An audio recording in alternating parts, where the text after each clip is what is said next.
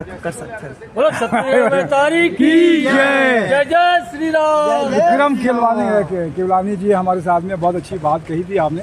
Head speech पर रोक लगानी चाहिए और धारा 152 और 197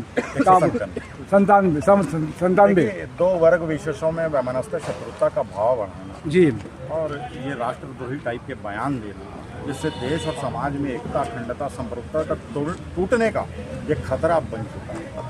अमित बघेल एक टूल किट की तरह काम कर रहा है, जिससे दोनों राष्ट्रीय दलों को नुकसान होने वाला है, भाजपा को भी, कांग्रेस को भी। तो सरकार के लिए बहुत बड़ा जांच का विषय है कि किसका टूल किट है, उसकी पूर्ण जांच की जाए, पहला।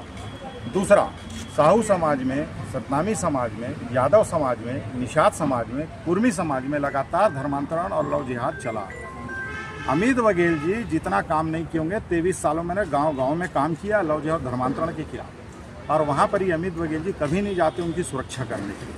और ये सभी समाजों में धर्मांतरण लव जिहाद चल रहा है, सिर्फ उनके में नहीं, सिंधी समाज में भी चल रहा है, अग्रवाल समाज, जैन समाज में भी चल रहा है, और हम सब के लिए काम करते हैं। और जिस दिन छत्तीसगढ़िया क्रांति सेना धर्मांतरण